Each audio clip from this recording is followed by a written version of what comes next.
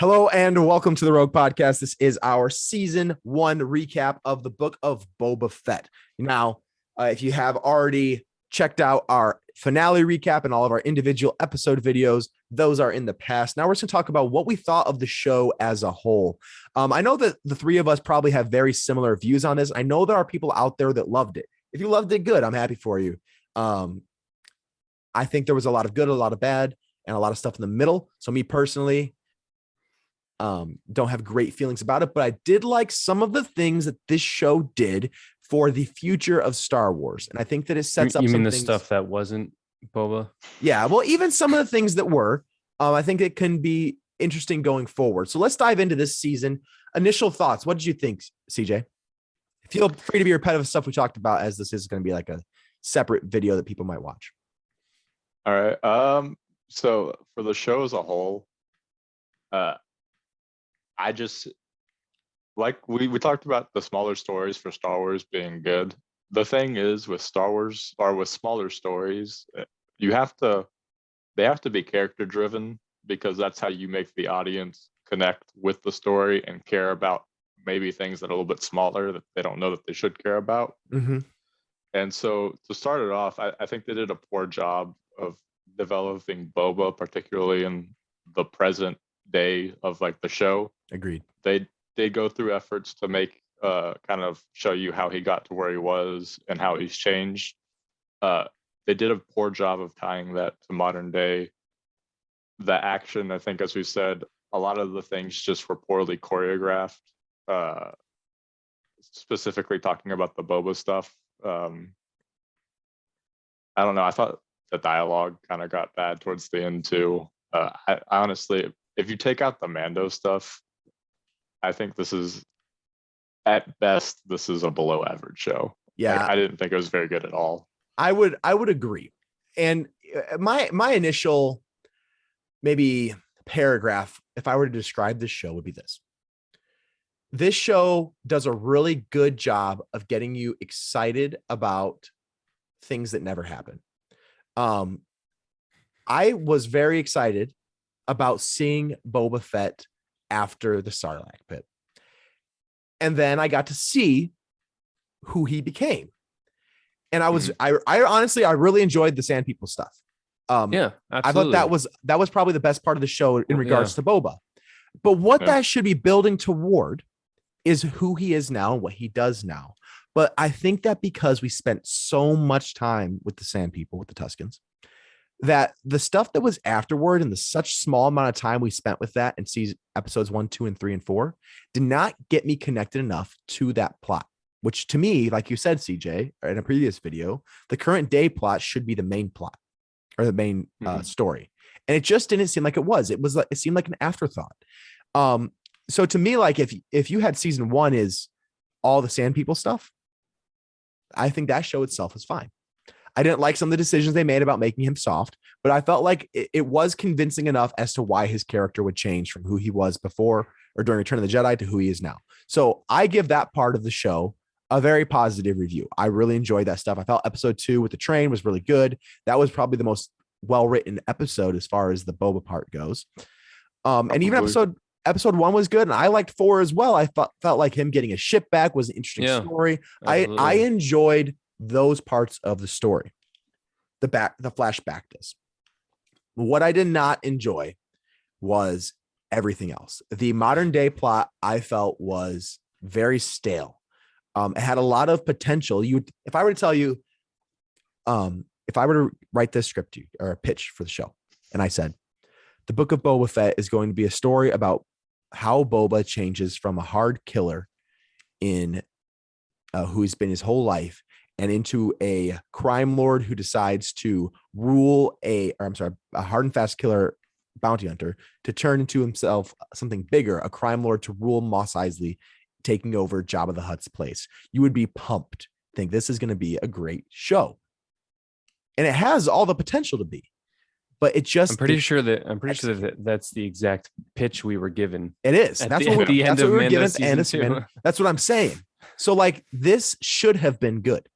But because of the way they told the story and how every little bit of the modern day stuff was broken up so much with the flashbacks, we never really got a cohesive story in the modern day. It was just all these little bits and pieces that just didn't really make sense, and they weren't long enough or interesting enough for us to get invested into it. So that by the time we get to episode 5 and 6, which doesn't touch on that stuff at all, we totally forgot about it and stopped caring about it. And we go back to it for the entirety of episode 7. And it just wasn't a complete show that had a good driven followed storyline. So to me, I give this show like a 5 out of 10. Even though there are some things that I really enjoyed, some really cool scenes, the show itself as a story was just not written well. The characters were not interesting enough that I cared about them or whether they lived or died. The best parts of the show were things they brought from outside of the show and stuck into this. So that's my overall reaction to it. John? My summation in one thought is that any leg to stand on that the show gave itself, it cut off. The Tusken Raiders was awesome. You know, at first it had a lot of spirituality to it, which was cool. It showed that Boba is not just a bounty hunter anymore. And then that could have had some really cool payoff when we, you know, all of the payoff we got with that was Cad Bane telling Boba that the Pikes killed him. And it's just like, I know some people may say, well, you know, they have to make it like real life. And it's like, no, they need to make a good story. Real life need boring. Real life and entertainment. I need a good story. I need connection. Things need to be connected. Things need to rhyme. And there was no rhyming. There was little to no rhyming. The Rancor, I would say, with what we were initially shown with it, probably had the best payoff. Because imagine if Boba says he wants to ride the Rancor and we never get to see him ride the Rancor. All right, there. So instead, they just cut him off at the. But still, I feel like it should have been a process. Yeah, to see how he gets to the point where he can ride a Rancor, not just like it's this easy thing that you can just like make a connection to a Rancor and hop on its back, and it's like, all right, let's go. Which, now that I think about it, they showed that as a result from an effect when they had Mando try and ride it and grab the reins, which that was a cool scene where he shoots up and then wraps around the head and then it just throws him off, which the scene I'm getting bogged too much down into that episode.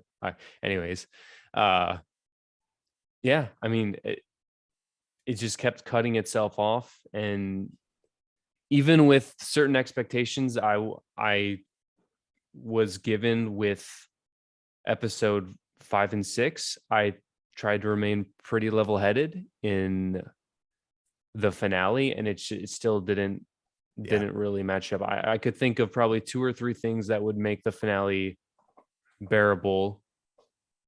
One of them, better choreographed fighting or more exciting, interesting fighting would have made it better. I'm thinking strictly story. Sure. Boba confronts the Pike leader. Yes, would have been better. We saw him confront the Pike leader 5-ish years ago when he with the Tuskens. Seeing him confront the Pike syndicate leader after he's been betrayed, as Boba, you messed with the wrong guy is what. Watch him grovel in front of Boba for his life instead of having Fennec. Arguably, they don't even know who killed them. Yeah, I mean, they could surmise. Obviously, it just seems like not a lot of thought and planning went into the show.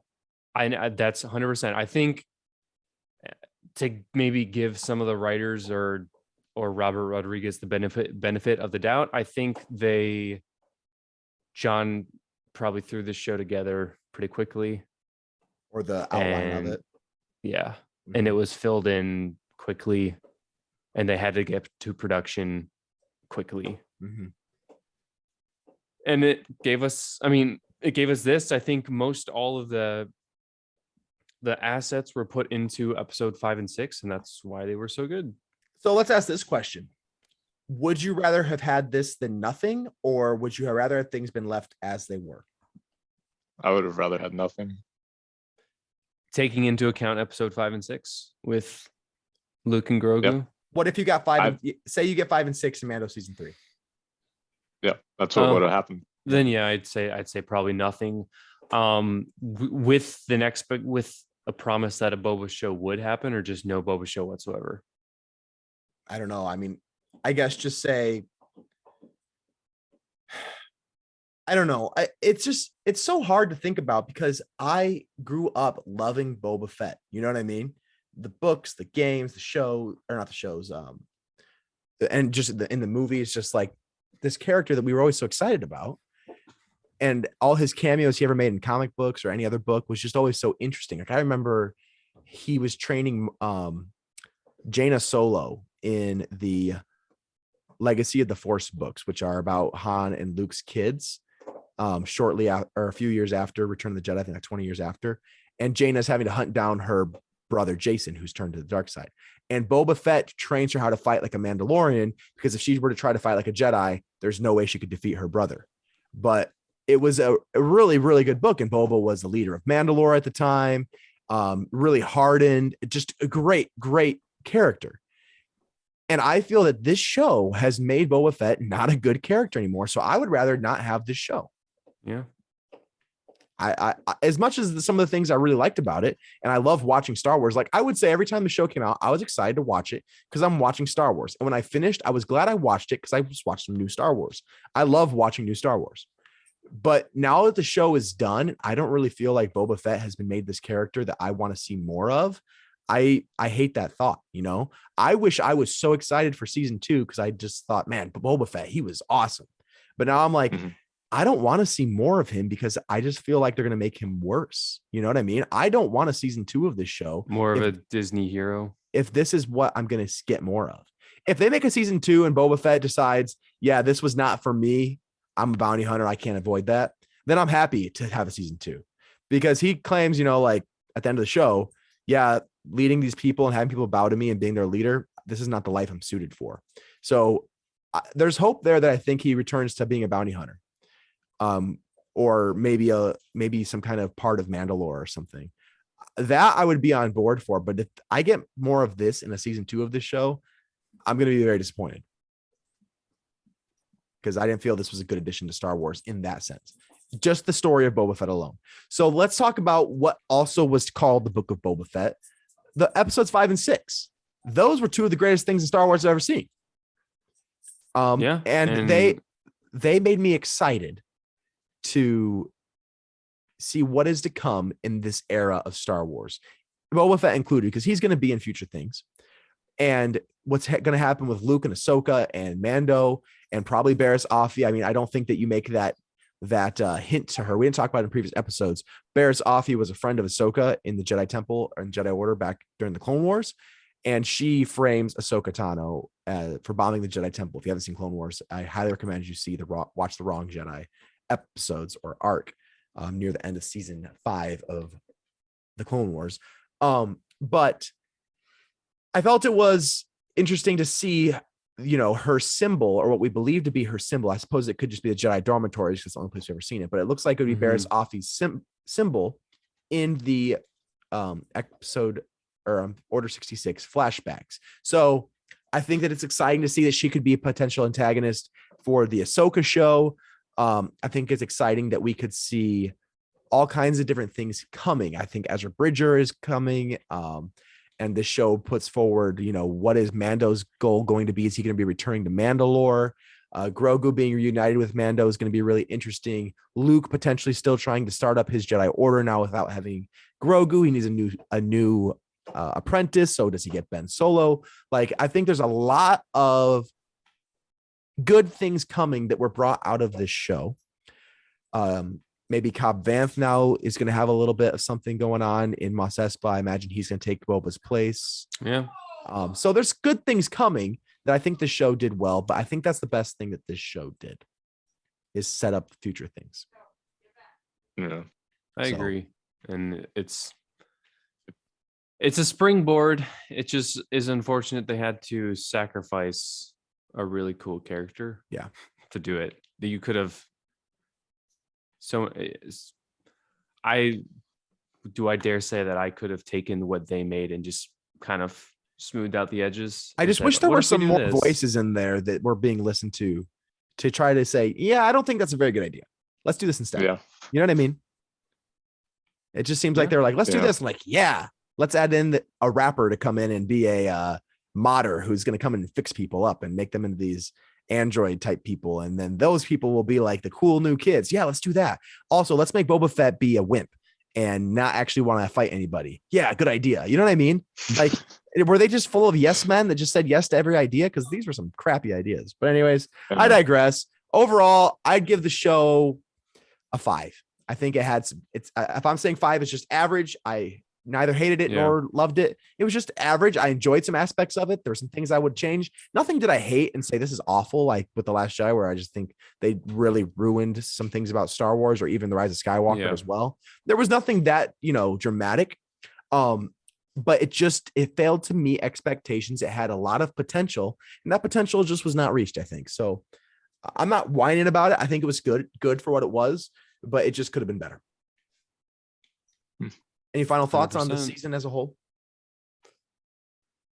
Do we get a season 2? Do you want a season 2? I think we get one. I think we do. I don't think we do. I think we do. I mean, unless they change their mind. I think they intended to make a season 2. And if the show gets really bad press, which I don't think it will, I think that they'll make a season 2. I mean, it's not going to be rated well after this episode. No. But I don't know. I think they know that they rushed this show, and it was something that they made because they couldn't make Mando season 3 this winter, and they said, let's do this instead. And I think that's what happened. So we'll see, I suppose. As long as this isn't what we get going forward, I'm okay with it. It's fine. I expect that we're going to continue to get high quality Star Wars shows. And I don't worry about the future of Star Wars because of this experiment that they made. Oh no, I wouldn't say that far. I wouldn't go that far.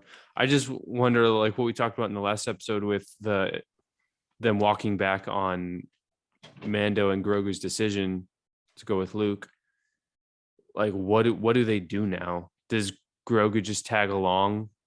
Yeah, I think so. Like we said, for just to be what would you call him? A promotional item, a trophy Yoda. Yeah. To sit there and look pretty. I think that's probably what's going to happen. Yeah. But I mean, he's interesting enough of a character, and he fits his connection with Mandalorian is a really good story, I think. So I think that's fine. It's a bummer that it was done so quickly. I would have liked to have had some more pain between them being separated a little bit longer, but I don't think it's going to be that much of an issue. So, all right. Well, this has been our recap of season 1 of the Book of Boba Fett. Overall, not overly impressed. Didn't hate it. Didn't love it. Some cool stuff happened. Some cool fights. Some really cool cameos. Hopefully Cad Bane's not dead, but I'm sure he probably is. That being said, may the Force be with you always.